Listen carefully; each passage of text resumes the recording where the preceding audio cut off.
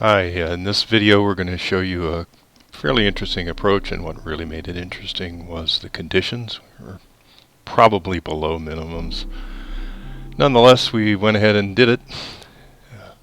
This is the NDB approach to runway 18 at UKDR, and we will be arriving from the northwest, so we'll do a direct entry into this approach, overflying the initial approach fix, which is the localizer outer marker, and then proceed around the hold pattern.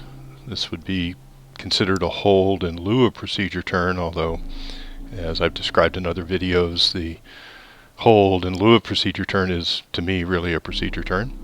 We'd fly the entire hold, fly across the localizer outer marker and the middle marker, and then land.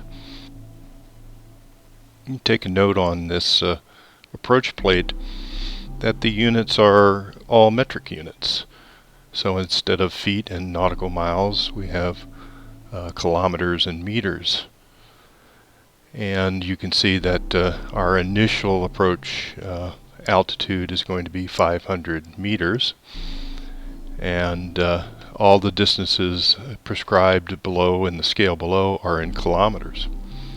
Also key to this is our turning point on the hold, which is 14.4 kilometers away from the DME.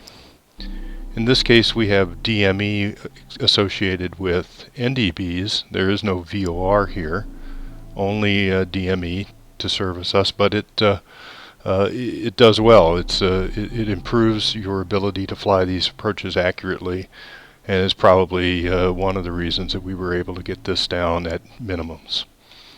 So we'll talk about some conversion factors first, just to make this simple for you when you have to do this on the fly, yes, pun intended. Meters to feet, multiply the meters by 3, then add 10% of that number. So for 150 meters, 150 times 3 is 450. 10% of 450 is 45, so 150 meters is 450 plus 45. 450 plus 45 is 495 feet. The exact value is actually 492 feet, so that's pretty close. Another example, 700 meters. 700 times 3 is 2,100. 10% of 2,100 is 210. 2,100 plus 210 is 2,310 feet. The exact value, just 13 feet shorter than that, 2,297 feet.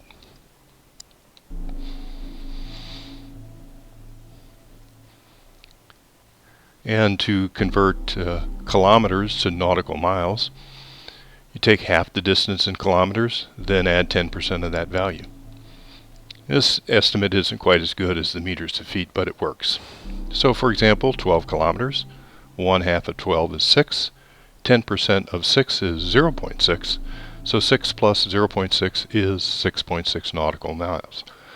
The exact value here is 6.5, so you have about 1 part in 60 or 65 that you're off. 27 kilometers, 27 times 1/2 is 13.5. 10% of that, 1.35. 13.5 plus 1.35 equals 14.85 nautical miles. The exact value here is 14.6 nautical miles. So again, a slight overestimation here, but a fairly easy rule of thumb to use to do this calculation in your head. Of course, you can use a calculator and prepare ahead of time and have much more exact figures if you desire. And since this approach involves a hold, or hold in lieu of procedure turn, we're going to do a little brief overview of holds.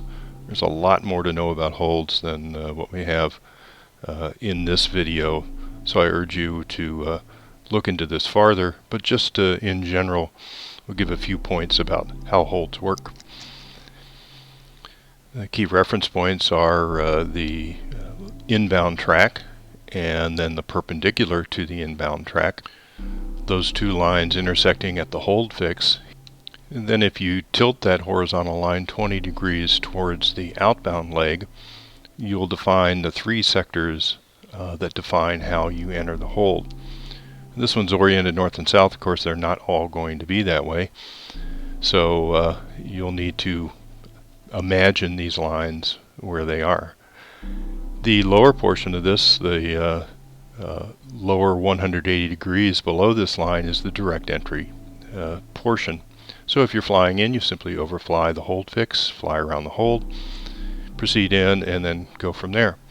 Same thing on this side. If you're coming from a fairly steep angle like this, you simply fly across the hold, enter the outbound leg, and then proceed and fly the hold. This upper pie, the larger of the two, shaded in gray, is the parallel entry portion. And here you would come in and overfly the hold fix, and then do a parallel entry. Fly parallel to the inbound leg, turn, and then turn at an angle sharp enough so you'll intersect the inbound leg. For a 1 minute hold, I like to have this be about 40 or 45 degrees to get me onto the inbound leg before I get to the hold fix. The exact way you would fly that depends on the hold size itself. And the smaller of those pies is the teardrop turn.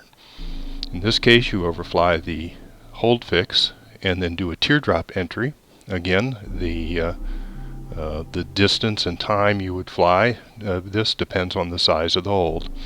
Nonetheless, you would reach approximately parallel to the outbound leg and begin to turn in and intercept the inbound leg, and either continue inbound or fly again around the hold, depending on the purpose of entering the hold. In this case, we're entering it for an approach, so we would just simply complete our approach. So once again, standard right-hand turns, the parallel entry, the gray area. Fly across the hold fix, do a parallel track to the inbound leg, and intercept the inbound leg, overfly the hold, and then fly into land or continue around the hold. If you're in the direct entry portion, you fly over the hold fix, go around the hold, and complete it or continue the hold depending on the purpose of the hold. And for the teardrop, fly across, fly in, intercept the inbound leg, and fly over the hold fix. Here the green line is shown off to the side, but you would actually be on the inbound leg. A non-standard pattern is defined as non-standard because it has left-hand turns, and here the horizontal line is tilted downward to the left because that's the outbound leg side. So this now defines the three entry areas. The lower is still the direct, and now the parallel and teardrop entries are the mirror image of the standard hold pattern. So here the gray area up in the upper left is the parallel entry, and the smaller white area in the upper right is the teardrop. So just again, the mirror image, parallel from the upper left, in, intercept, fly around the hold, or fly into land depending on the purpose of the hold, direct entry, and the teardrop. Same as above, except left-hand turns. So another look at the approach plate. Again, coming in from the northwest, we're going to do a direct entry. This hold pattern is almost exactly upside down from the ones we use as an example. We'll cross the initial hold fix, which is the localizer outer marker, to our turn point, 14.4 kilometers DME, which translates to about 7.9 to 8 nautical miles, half of 14.4, 7.2 plus 10%, about 7.9. Then we also have to be aware of our minimum descent altitude, 235 meters, 3 times 235, 705, 10% of that, 70, 775. We'll use 800 feet as our minimum descent altitude. And then finally, our minimum visibility, which on this chart is found at the minimum approach point. And you can see that that's 1 kilometer. That's just a little bit more than half of a nautical mile, which does not give you much room. At 140 knots approach speed, that represents about 13 or 14 seconds. So you don't have a lot of time to find the runway, and you're going to see that it's becomes a pretty exciting approach because we're at, if not a little below, minimums. Note that our final approach point is just under 7 kilometers DME, which is about 3.8 nautical miles, from which we will begin our descent down to minimums and hopefully land. So we're on our descent now, and you'll notice that our track and our heading are a few degrees off, and this is because of a quartering tailwind pushing us over to the left. And we're about 28 DME out, and you can see that because the ADF needle is in the horizontal or off position for this aircraft, so we are not yet in range of the NDB. We'll take another look at the approach plate as we get ready for our approach. Again, coming in from the northwest, I'm going to try and move over a little bit so we're more or less in line of our track to overfly the NDB and begin a standard approach. Here we are about 25 miles out, so we have enough room to move over just a few degrees. Also notice here that although we have an NDB signal, the course deviation indicator remains centered regardless of where the course indicator is pointed, because there is no VOR. This is DME only. So we're using the DME, but we will not expect to have a VOR signal. So we'll wait until we get the NDB signal, and there it is. And you can see that the heading directly to the NDB is about 142 degrees. And we want to make our approach heading about 181 degrees in. So what we'll do is we'll move over to the left so as to pull the tail of the ADF needle. We'll go to the 2D view here for a moment to make this a little more clear, because we want to end up on the same line as the green arrow. We moved that to our approach line. Notice we do have a few degrees of course deviation here due to winds, but we'll only need to move over those few degrees plus a few degrees more to pull the tail of the needle over to have the head of the needle, which has got the little circle end on it, fall down on the 181 or near it line. Just under 12 nautical miles out, so things should move fairly quickly. And like I said, we'll be moving over to a more direct course coming in, so we can simply overfly the localizer outer marker and enter the hold pattern and proceed with our approach. And here we are almost on our desired heading, nearing 181 degrees as we pull the tail of the ADF needle. And if you're not familiar with navigating by ADF, we do have a series of videos on that, and I urge you to take a look at those because they explain these techniques. So now as we arrive at our desired heading, we'll roll into that heading and fly then directly to the NDB. And we can switch to our map mode here, and you can see that we're headed fairly close to the NDBs. We're going to be a little offline, so we'll make a final little adjustment for that. Here the important thing is to overfly the NDB and then begin your procedure. Make the appropriate adjustments as needed once you do overfly the NDB, but here, that being the initial approach fix, you want to hit that fairly exactly.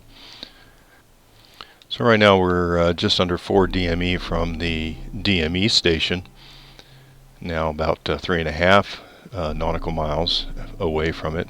We'll take a look at the approach plate and note that the localizer outer marker, which is our initial approach fix, is just under 4 kilometers, roughly 2.2 nautical miles DME, so we should be crossing the NDB, and we're doing so now.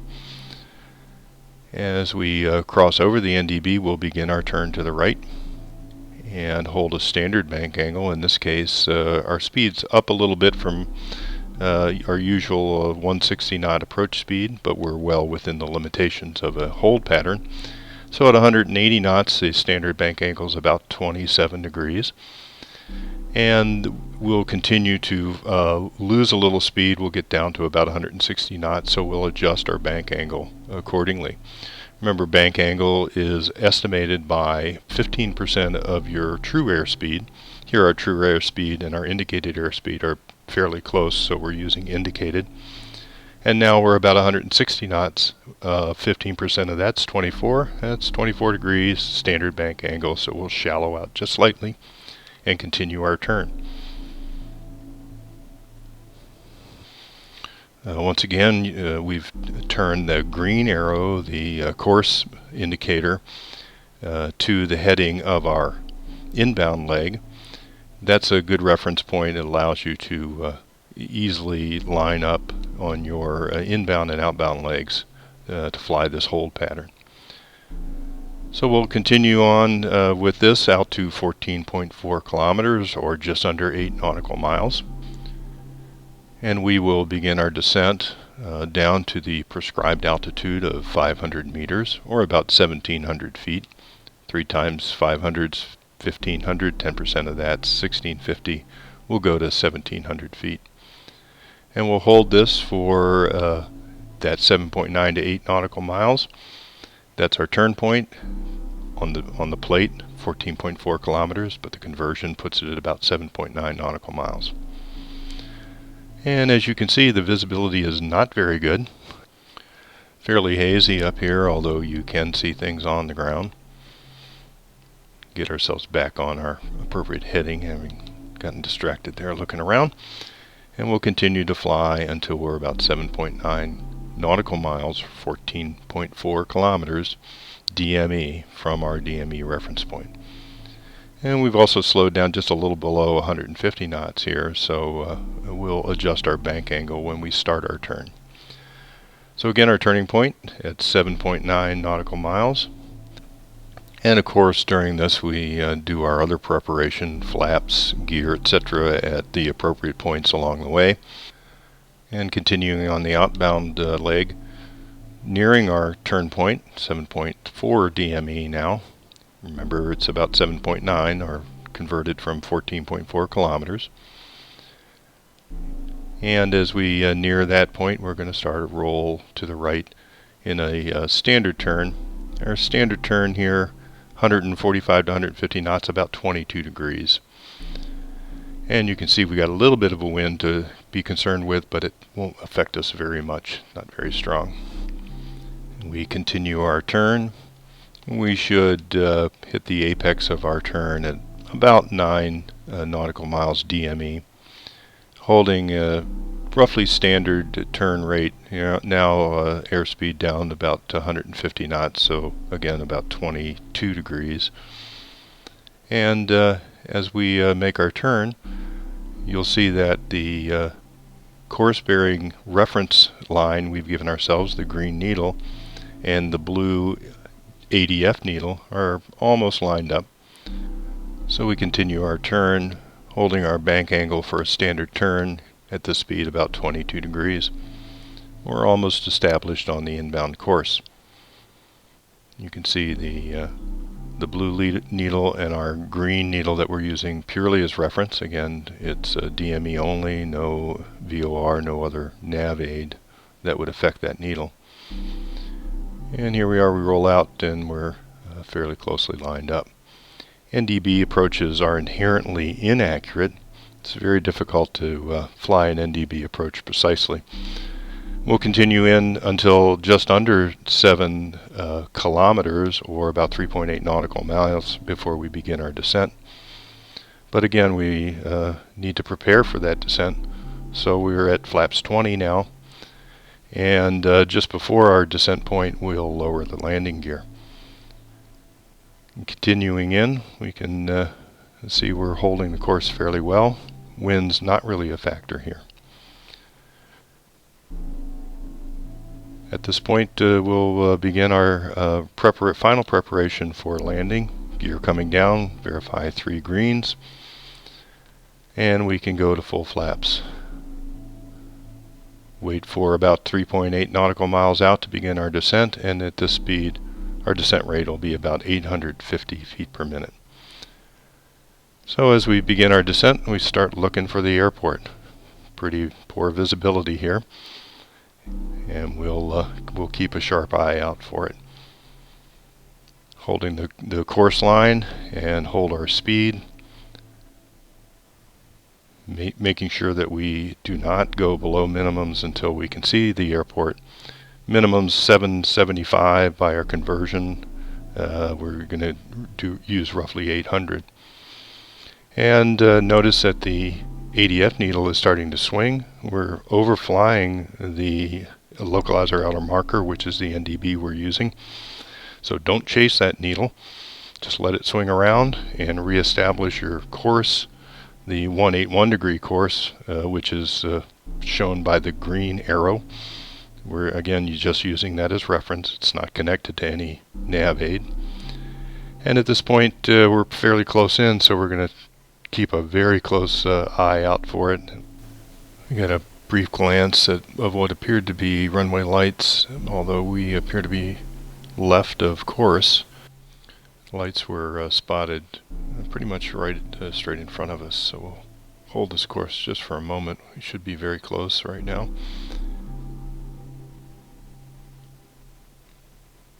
And there's the runway. So that was the runway. Lights were a little high here, but we'll get it down. We do have plenty of length. You can see that you can't even see the end of the runway here. And those trees off in the distance are barely visible. But again, plenty of runway, so we'll touch down and bring her to a stop. A little bit of a bounce there, but not too bad. And thrust reversers on. They should go off at 60 knots so as to not suck any bad nasty stuff into your engines. And the carbon fiber brakes, like hard braking all at once, not intermediate taps on the brakes like you would with normal steel brakes. We'll roll out to the end here and turn around in the run-up zone. Taking a look at what we just did, we see we came in from the northwest, moved over a little bit so we could be in line when we crossed the NDB. Made the standard holding pattern turn out, turned at 7.9 nautical miles by the DME, turned back in, intercepted the course, proceeded on in, and made the landing.